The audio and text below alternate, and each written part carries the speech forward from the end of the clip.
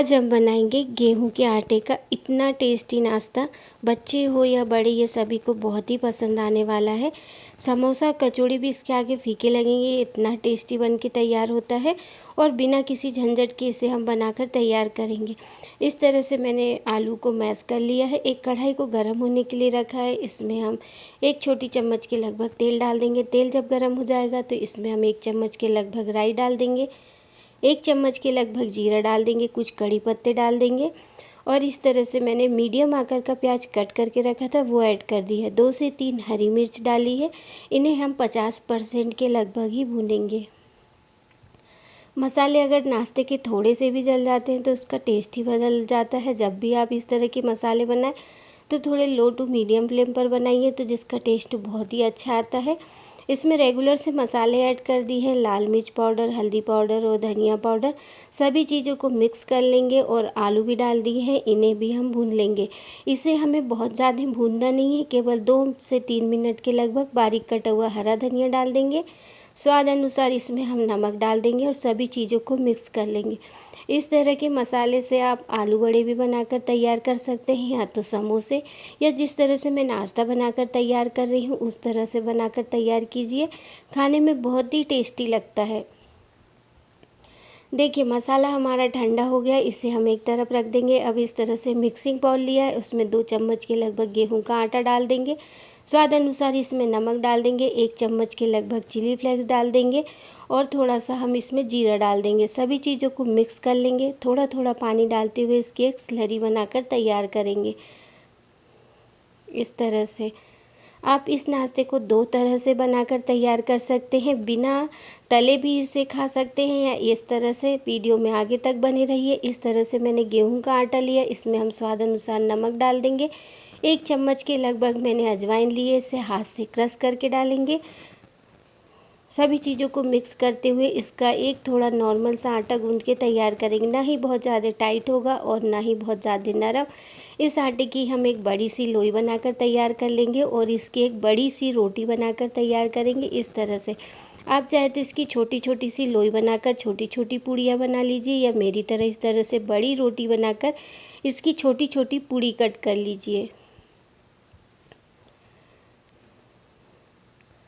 बहुत ही आसानी से ये नाश्ता बनके तैयार हो जाता है। जितनी देर में आप समोसा बनाओगे या तो फिर कचौड़ी बनाओगे, उससे जल्दी ये नाश्ता बनके तैयार होता है और खाने में टेस्टी लगता है। इस तरह से मैंने इसे छोटी छोटी पूड़ियों में काट लिया है। इसके साइड्स हम निकाल लेंगे और इसी तरह से इसकी फिर से हम और पूड़ी बनाकर तैयार कर लेंगे। अब जो हमने फिलिंग बनाकर रखी थी उस पर इस तरह से रख देंगे।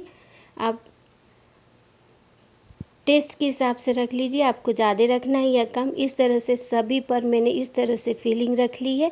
अब इसे हम जैसे गुजिया बनाते हैं ना, उस तरह से इसकी हम गुजिया बनाकर तैयार कर लेंगे।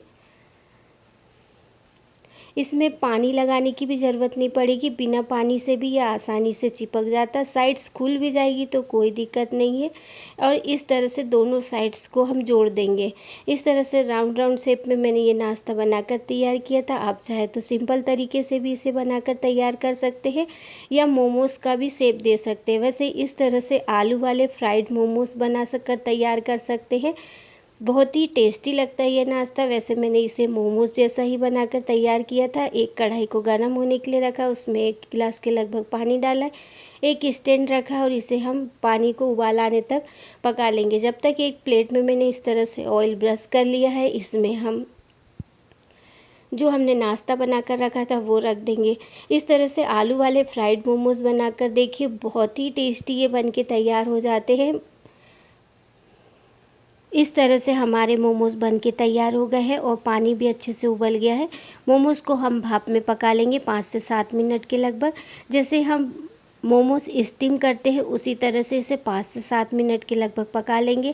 अब इस तरह से जो बचे हुए आटे की मैंने बड़ी सी रोटी बनाकर तैयार करी है, उसके ऊपर जो आलू का मसाला बच गया था इस तरह से हम इस पर फैला लेंगे। वैसे आप अगर आपके पास में आलू का मसाला ज़्यादा हो तो इस पर आप थोड़ा ज़्यादा ही मसाला फैलाइए। मेरे पास थोड़ा कम था तो मैंने इस तरह से इस पर पतला पतला सा फैला लिया और इसका एक सिलेंडर जैसा हम बनाकर तैयार कर लेंगे। इस तरह का नाश्ता भी खाने में बहुत ही टेस्टी लगता है। इसे आप बच्चों के टिफ़िन में इसी तरह से बनाकर दे सकते हैं। बिना डीप फ्राई करे भी ये बहुत ही टेस्टी बन के तैयार होता है। इस तरह से इसके मैंने दोनों साइड सील कर दी है, जिससे हम इसे भाप में पकाएंगे तो इसके अंदर पानी ना जाए। और ये देखिए हमारा सिलेंडर बन के तैयार हो गया है। एक बैच हमारा इस तरह से पक के तैयार हो गया है।